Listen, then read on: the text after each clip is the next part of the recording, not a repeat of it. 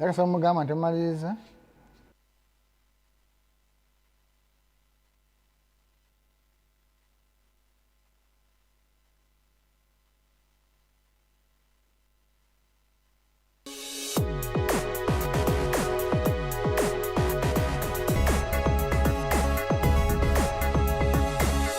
The Alternative Dig Talk. Real issues, real talk. Looking for a pair of shoes? Les Hub Stores has a wide range of selection for unisex footwear. We have the best quality of all brands at pocket-friendly prices, and we make deliveries countrywide. Just place your order or reach us on 0772 08 0090. You can also check up at Les Hub Stores on all our social media platforms. Les Hub, craft your own footprints. Are you craving for that special meal that will entice your taste buds and leave you with lasting thrilling memories? Look no further. Spice Island Bulenga has got your answer. Natural, fresh and delicious juice, the best meals. Don't miss our daily specials from Monday to Sunday. Pizza Wednesday, Saturday Pizza Bonanza, you buy one and take two. Come dine with us and feel the experience. We are located at Prime Shopping Center in Bulenga, Mitiana Road. For inquiries, call us on 0704 11 1720. Spice Island, we treat your cravings.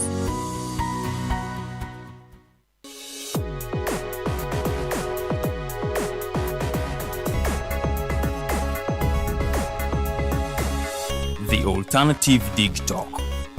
Real issues, real talk.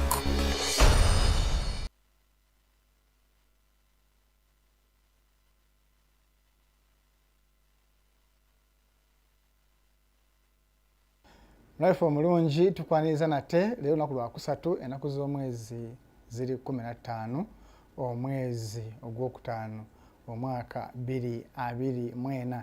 Kibaza kyasanyu nnyo lwenge ku macha nga ne mulamu nga enkwege zikyalukubira enduulu nga okyasobola okumpulizaako sinakindi nga nange nkyasobola okuwulizaako. Kubanga twagala era nga otugoberera tetukitwala nga kyakuzannya oba kyakusaagiramu, naye tukwebaza olw'eddata n'obudde bw'otuwa okubanga tusobola okubanga tuwuliziganya era nga twogerezeganya.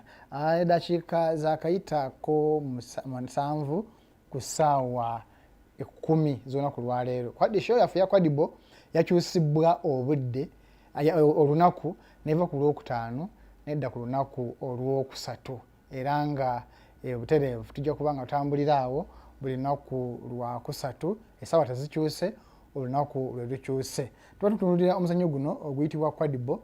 Guno omuzannyo kintabuli kya mizannyo egy'enjawulo. Mulimu volleyball, mulimu elementi ya football, mulimu elementi ya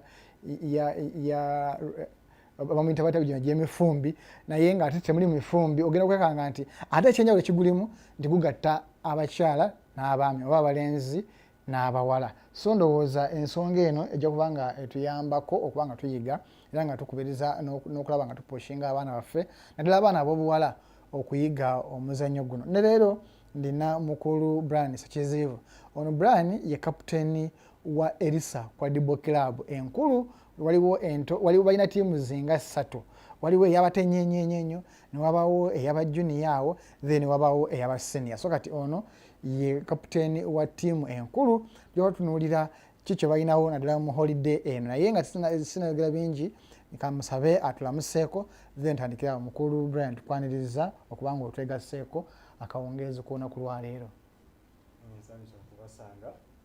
Amanya nti Brian Sekizibu nga ttiimu kapiteeni wa Elisa Kwadibo Club. Nange nsanyuse nnyo okuba nga ndi wano n'abakulu bendi nabo nammwe abatulaba eyo mwenna. Nsanyuka okuba nga mutugoberera eri omuzannyo gwaffe guno kuba tugwagala nnyo, nammwe nsuubira mugwagala nga naffe tugwagala. Kubeera ekirungi mu kugwagala ennyo mwe tujja okuva okulabika nga naffe tweyongera amaanyi lwe tunaalaba nga nammwe mutwegasseeko ngaffe abazannyi, kijja twongera amaanyi okulabika nga naffe tuwongeramu kuba kati mmwe bawagizi baffe, ffe bazannyi bammwe mulina okutwagala naffe tubaagale.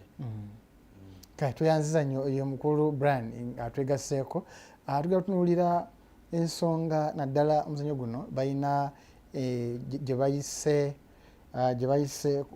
bagiyise back to school credible competition season 2 era nga enteekateeka zikyagenda mu maaso era nga zitambula bukwakku eri abazannyi ab'enjawulo era kwoteeka oba oliawo ne ttiimu ez'enjawulo. Tuba tusaba osooka otulambululire enteekateeka ey'omuzannyo guno.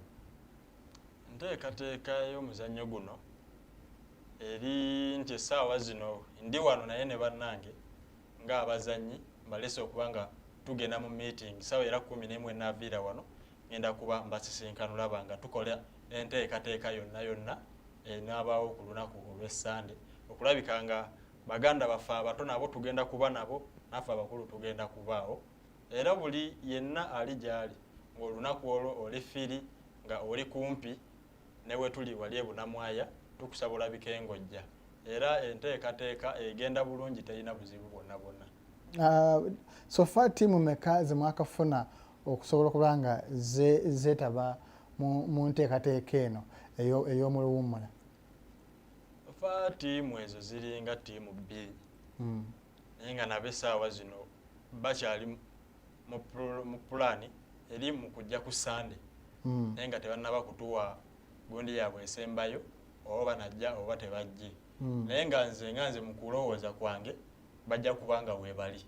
Omuntu yaligambye ennaku nga ziringa eziweddeyo naye kwaleero lwakusatu nizo nga tezina konfaminga nga sofuminawo ttiimu 2 temulaba nti either waliwo obugayaavu n'obunafu oba just ttiimu sofa eza konfaminga ziri 2 naye nga nendala musuubira okuba nga omulabi wange yali taze okumanya muyonge okumulambululira ettiimu okubeegattako erina kubona bisaanyizo ki okusobola okulaba nga yenyigira mu mpaka zino. Ettiimu okuba n'ebisaanyizo kati okusinga essaawa zino nti n'ebikozesebwa ebisinga byonna biri erifa abatandika omuzannyo kuba ffe ababirina bo nga bo tebannaba kuba nabyo kubeera ne bibakozesa byennyini tukwata ebyaffe ne tugenda gye bali ne balabika nga bazannya okulabika nga tugenda mu maaso naye kyetumanyi nti mu maaso bujja kutuuka nga nabo babeera n'ebyabwe era tekirina nnyo buzibu nti ebyaffe kiba kyangu nnyo bisitula bireeta ku ttiimu eyo gy'otwetaaga.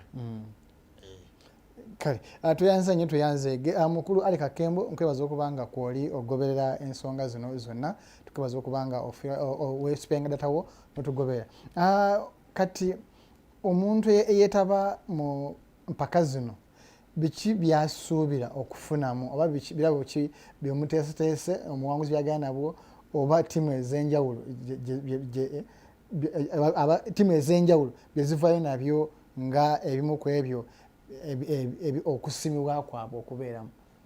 Ati ebirabo ebyo tebinnaba kuba nnyo by'amaanyi naye mu kubanga engeri yaffe nti omuzannyo twakagutandika nti kati naffe essaawa zino nga abazannyi abakulu twekwatakwata mu ngeri yonna netulabika nga tuteekawo okulaba nga tusikiriza ne bato baffe abajja okulaba nga babaawo era tusobola okutegekawo ekintu ekiba kisaanidde okulabika nga bafuna era nga ekintu ekyo okusinga kati ssaawa zino zikyali ssente era kyetumanyi nti omuntu aba awangudde afuna kwe bayita ekinene okusinga kuwona aba atawangudde. Mulina ttiimu ez'ejjinja, mulina ttiimu ez'ebunamwaya, mulina ttiimu eza wankulukuku kwoteeka n'emukono. Bano bonna mukoze mutya okulaba nga kuba ogambye mulinawo sofa 2 naye kati zino endala zino zemulina ez'enjawulo mulina nteekateeka kyokulaba nga zikonfaminga mu budde okusobola okuteekateeka empaka zino obulungi? Enteekateeka eyo nti ebadde si nnyangu era nakati okubanga ekyalimu obuzibuzibu olw'ensonga nti baganda baffe abamu badde ewaka ate okusinga nti nga ffe omuzannyo okusinga gutugattira nnyo ku ssomero nga ffenna weetuli nga tusoma ng'abaana abasomi bonna naye era ttiimu ezimu temujja ziraba mu mpaka ezo olw'ensonga nti baganda baffe abato abaguzannyira ku ssomero baddayo ewaabwe ate nga walako okusinziira n'essomero gye liri era kyetumanyi nti tujja tukola enteekateeka yonna okulabika nga tuga tutuukirira buli mwana aba omuzannyi wa kwadibo n'eri muzadde we nti newe ba tonamenti nga yaluwummula omwana asobola okusindikibwa okuva gyali neyegatta ku ssomero n'alabika nga tuzannya omuzannyo gwaffe guno tournament eyo kubanga ebeerawo n'okunyumira abalabi bonna nga ttiimu ziwera okusingako ttiimu zetulina essaawa zino. Omulabi wange yali yeebuuza nti eno season 2 kiba kitegeeza waliwo season 1 mu nteekateeka yammwe enjawulo ki oba kipya ki kyemwongeddemu mu season eno butafaanako ne season eri gyemwasooka season 1? Season 2 nti kale essaawa zino nti kyemwalaba luli emabega ekyakakati siwe kiri nti luli twali ttiimu zaali 3 zokka naye kale essaawa zino tugenze tweyongerako bannaffe abalala era essaawa zino kyekipya ekiriwo naye ngaera tukyasuubira okubanga twongerako ebipya bingi olabika nga tubigatta okubanga tugatta omuzannyo guno n'okubanga buli we tuneeyongera okuba abangi n'enkyukakyuka mu muzannyo ejja kujja nga yeeyongera. Ku mulundi guno inflow oba abapya abaana b'obuwala turn up ebadde eri etya bw'ogerageranya ne season terms ziri eziyise? Ate essaawa zino nti abapya bakyayiga bingi okusinga ate season eri ewadde kuba season yeewedde era nabyo baali bakyayiga naye kale essaawa zino bayize okusinziira ku kintu nga bwe twakitandika okutuuka kati we tuli nti gundi gye twaliko wansi nga twakatandika kati yalinnya ngaffe abaatandika omuzannyo naye bano naye nabo bajja genda bayiga okulaba nga bakimanya ngaffe etuli. Nga tunagenda wala nnyo nina omulaba nga abuuza nti guno omuzannyo gufaanana gutya baguzannya batya. Mbadde nsaba osooke because buli lunaku wabaawo omupya atwegattako ate nga giguli omuzannyo omupya wasanga twogera nti kwadibo muli yeebuuza kwadibo kyeki. So mbadde nkusaba osooke omuntu ono omuyambe mu dakiika nga ntono nnyo omutemeteme omukusiga ekifaananyi eky'omuzannyo guno asobole okufuna engeri moral n'obwagazi omuzannyo guno soka otemetemere ng'onyonyola osiga ekifaananyi eky'omuzannyo guno gubeera. Omuzannyo ogwo guzannyibwa abantu 6 mu kisaawe era mu kuba 6 emipiira gibeeramu emipiira 4 kubeera emipiira 4 n'obeera ne broomstick mu magulu n'obeera nga oyina headband ku mutwe era omupiira ogwo nga bw'onaalaba rugby, netball, volleyball biki byonna bibeera mu buli kimu era kyemmanyi nti tekirina nnyo buzibu kuba emipiira egyo mulimu emipiira giri 3 era gifaanagana nabamu omupiira gumu ogwawukana ku gunne waagwo. Ati omupiira ogumu gubeera gw'abakyesa nga abateebi gwegwo ogwolabamu oguba ogwa white kati guno red beba babiita bebabeera nga balina era gwe bakozesera bo nga headband bwe zibeera nti olina okubeera nga weesibye white nga gwe kyesa goalkeeper olina okubeera weesibye green biita olina beera black. Era omuzannyo ogwo bwe baba bagutandika emipiira egyo gibeera wakati wa kisaawe empiira 2 empiira ogumu gusobola okubeera ewa biita omulala oba omulala. Obugazi bw'ekisaawe kino kyemuzanyiramu bwenkana ki? Kiringa kisaawe ky'omupiira ekiramba oba kyenkana kisaawe ky'okubaka oba kyenkana kasaawe ka volleyball?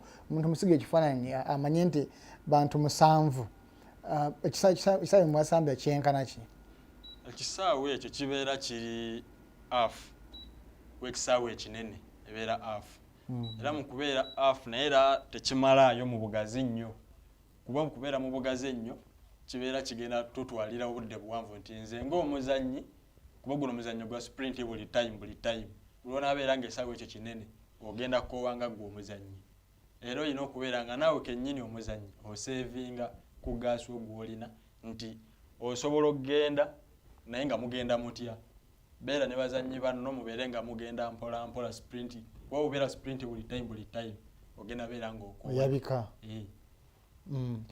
Kati omuntu yali tagiza okumanya gino emipiira mulina emipiira 4 mu kisaawe emipiira gino 4 gisambibwa ddi era buli muntu side biita ogwa kukozesa ddi chase ogwa kukozesa ddi era ddi scoring era amanya nti goal zange bazibaze oba tebazibaze oba manya nti nkoze ensobi oba sigikoze.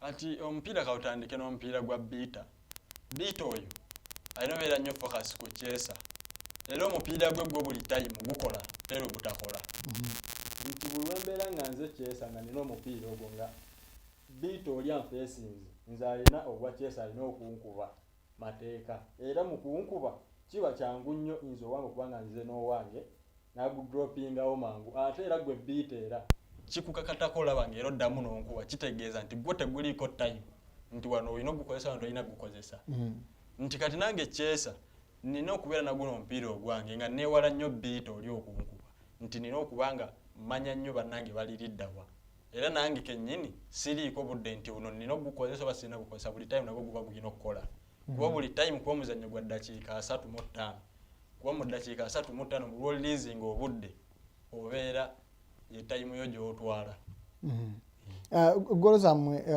mubala mutya obubonero kuba kati katugeze mu mupiira gw'ebigere bwe muwangula oba obubonero busatu ewammwe bwe muwangula mufuna obubonero mmeka era golo zino muzibala mutya ati golo ezo okuzibala tekiba kizibu n'okuziteeba tekiba kizibu mu ddakiika 3 nga gwe ttiimu emu osobola oteeba golo z'oyagala oba 10 oba 2 naye buli golo eteebwa wali egabibwa max 10 obubonero 10 nti kitegeeza nze wembanga mu ddakiika ezo nzikozesezza nganzi mu bwangu ttiimu yange gye mba ndiko n'enteeba golo zange 10 ttiimu enda n'eriizinga obudde n'engiteeba golo 10 nga yeeteebe golo 10 kitegeeza nze tetugenda genda mu kubala biddako nze mba muwangudde ebirenga knockout kyekyo era mba teri kyetugenda kubala naye lwakuba oluvannyuma mu ddakiika gana 3 nga gaweddeyo waliwo gwe bayita siniiki era siniiki oyo aba n'akagundi emabega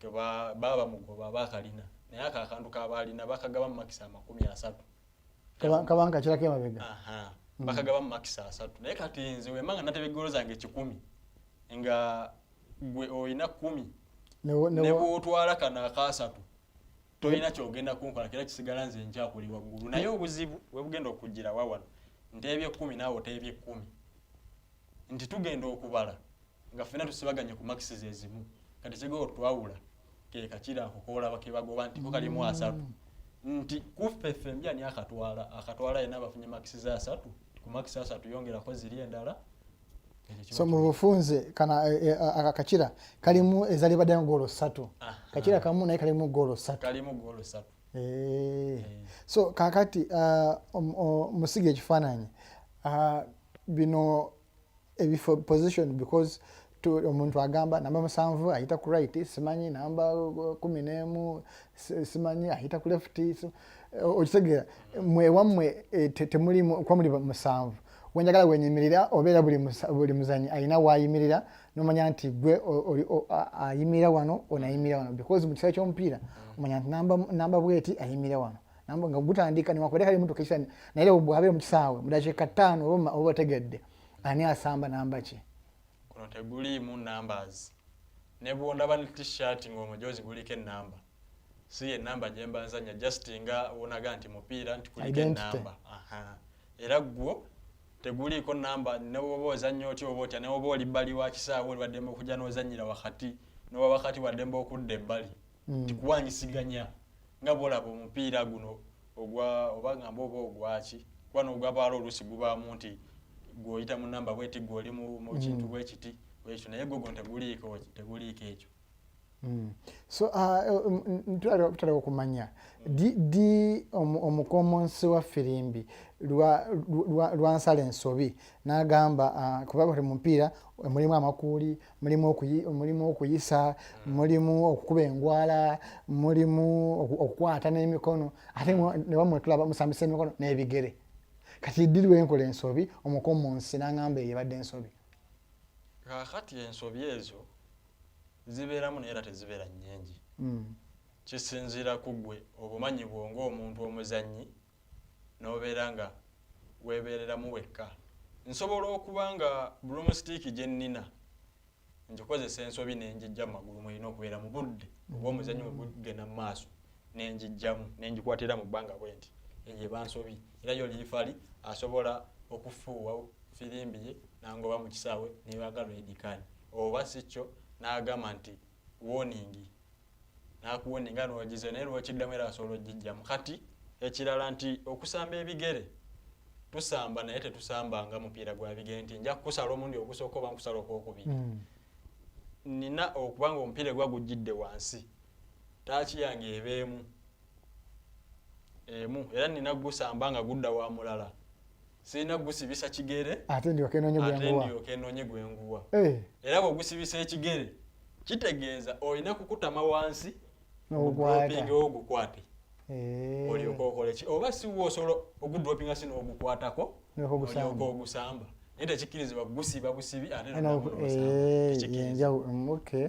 So kakati mu mbeera eyo nsobi ki omuntu zaakola ne zimuweesa red card oba nsobi ki zaakola ne zimuweesa warning because tulina mu mupiira katugeze oyinza okubanga okubya omuntu asembayo okuteeba mu box baba gwagalamu a penalty bamuwe esakine red card.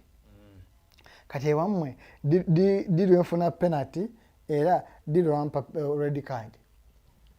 Kati penalty oba tezirimu kisoboka okuba nga weeziri naye mu ngeri ki nti nsobola oba nga nkukwatidde mu bokisi yange wennyini ne nkukolako ekisobyo ekitakkirizibwa nga ekisobyo ekyokusitula mu bbanga ne nkuteeka mu bbanga ne nkukuba wansi oba si wo nga olabye ndi ku sprint nene nga ntuuse mu bokisi yo n'onkwata omujozi n'onsika oba n'okwata omukono n'ogusika nti ebanga gundi nti oba nkiyite kitya nti butemu nti kuba buli onankwata omukono gwo n'ogukyusa bw'oti nsobola ogoka omukono guno oba ofuna damage yonna oba wengwa bwe nti n'ensoosaawo feesi nedda obukanzenna.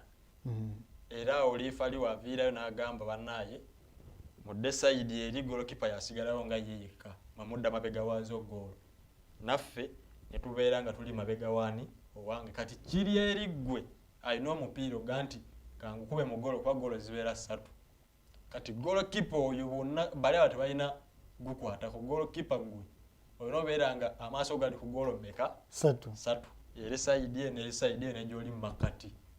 Kati wemba nga nze nsobola okukozesa obwangu n'enteeba mu goolo eno kuba kisobola okumbeerera ekyangu nga bwe nnyimiridde bwe nti goolo zino nga nziraba mmeka 3 kuba naawe wagenda ogukanyuga togagukanyuga mu goolo ekwewa eri mabega olina fokasinga ku zino 2 nga kinaava eri gugandika nga ukanyuge wano wenkusookayo ngujjamu era mu gujjamu nsobola okugujjamu nga nguzza sayidi abe wange gye bali. Kati awo wewali obuzibu bugenda okuva nti agenda kugukwata sprinting epaka wa mu box eyanga nteebi kuba kitegeeza ne beat eri aba yavuddeyo olw'okujja odifendinga bano abaliwa nti n'okukuuma abaakutte naye kiba kyangu okusala omuntu abaakutte guno ekibeera kyangu nsobola okugukanyuga eri ne gusigala guloolinga oba nze oba omulala n'empitamu kati gwe beat ogasigala eno kuba n'abalala biki biti eri nga nze nteebi. Muzannyo guno abawala bano oba abakyala bano bakuumibwa batya obutakosebwa kuba balina ebitundu ebisensitive katugeze ng'amabeere ate era mutuukize tugaane mu muzannyo guno gwonna nga mwegoba weekanga sinakindi muno omugudde ku mugongo omugudde mu kifuba okitegera nga olaba omupiira bwe gubeera nti oyinza tokigendera nawe weekanga omugudde wansi weekanga omugudde ku mugongo mu kubuuka wano ogize bwoti bo bano abaana ab'obuwala mukola matya okubanga by protected kubajjukira gwimix naye okusigala nga ekitiibwa kyabwe kyabakyala kisigaddewo era nga tebali sexually assaulted.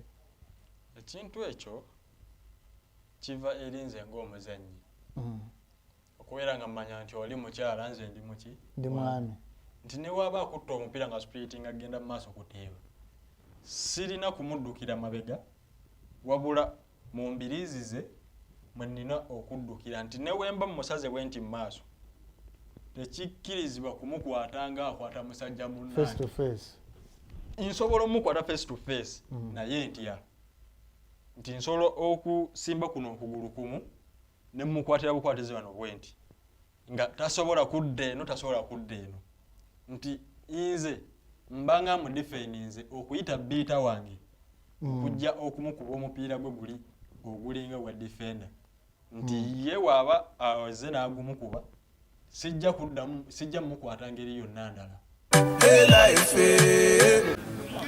n'agenda naye buli wonaabanga ogenda mukwata ng'omusajja bwoti ojja ssanga omuwala nga ye gondize short tempered nnyo nti ojja mukwata ajja yita liifa nti ono liifa lyanyiza amabeere oba ki oba nkutte awatakkirizibwa era kye twewala nnyo okusinga. Okay. Omulaga tweyanza nnyo okubanga otugoberera era ndowooza omuzanyo guno ogenda oguyiga. Omuzanyo guno gwe muzanyo gwokka ogugatta abawala n'abalenzi oba abakyala n'abaami so nga Elisa yavaayo okulaba nga etumbula ebitone by'abaana bano naye ekyenjawulo bo kye balina nti guno omuzannyo bateekamu babongako ne skills endala so kwata omuwala wo kwata omwana wo omutwale ayige omuzannyo guno. Nga tunatera okumaliriza programu ya leero twagala okumanya season eno mubadde ne tournament singa mmeka oba mubadde n'enteekateeka zifaana zitya eri ezo ttiimu ezibadde mukolagana nazo? Kati season eno nti tetunnaba kubeera nnyo mu ntegeka y'amaanyi nnyo olw'ensonga nti engeri y'essente ekyali ntono nti naffe tuba tulina okukwata we tukola ki we tulina okukoma. Sijjaga nti njagala nteeka tonamenti ennene nti nja kgenda ngule ekikopo kye siisobole nina oga nti no nina sente mmeka ye ffena ne twekwatakwata tulina mmeka nti tulina emitwalo 10 nti ye 10 egisobola okugula ekikopo oba tegisobola nti tegisobola nti tukwate emitwalo 6 tukwate ena nga ababiri we baba bazanye kubeera birimu bino nti ono azannyo ono n'azannyo ono kati avaako nga naawe okomaawo kati bano ababiri awangudde sobola okujja nga surprise awo mwafunayo ez'embuzi ng'eyo ne mubeera nga muga nti embuzi yammwe n'essente za emitwalo 6 giigyo nti nammwe abookubiri mukwate eyo ena giigyo mugende munoone ku ice cream oluvannyuma mujja kuddamu eseetinze olaba nga nammwe muwangula naye nga naffe kennyini bakategeka tuba tugenda tukole enteekateeka eyo nga tugenda tuwongerako ne bakama baffe. Amufunyeyo ku bantu abakwasizaako nga balina ebirabo babawaddeyoko era banga bye bali osobola okubeebaza wano then otubuli agambako akasembayo tuve wano? Essaawa zino tetunnaba kubafuna naye mu kubanga abantu ng'abo bakinnoomu abeeyo ebbali abamu webanga gye bali nga baga otukwasizaako tusaba okuba nga balabika eri ffe ne tubatuwa pulogulamu yonna naffe nga aba TV yaffe n'abatulaba abakulu baayo bennyini tweyanza okuba nga nammwe mwatuwa guno omukisa okulaba nga tujja wano kuba TV endala ezisinga osobola ogenda ne bagala twagala ssente twagala kino twagala kiri naye kati abakulu ba TV ntubeebaza mwenna n'abazannyi bannange n'abakulu bonna okulaba nga mwatuwa omukisa guno kubeera kye twali tusinga okwetaaga era tubasabira ddala tugende mu maaso ffenna nga tukwatagana tujja kweyongera mu maaso nti nammwe kennyini ng'abakozi nammwe tubeebaza okuba nga mukwata obudde mu kubanga weemuli ne mmanya nti abakwadibo saa bweziti bwe bali netubeera nga tubeebaza buli kimu.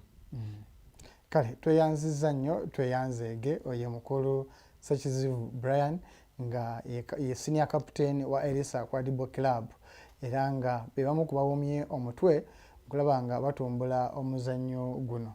Bano sijja kusukkawo neebaza Mumbejja Luwedde Lilian director wa show eno kwoteeka ne producer waayo omukulu alibawa so okulaba nga programu eno ebatuukako bulungi. Nze mukose Arnold Anthony tulabagane olwokusatu olujja. Mukama Katonda abatukuumire mweraba.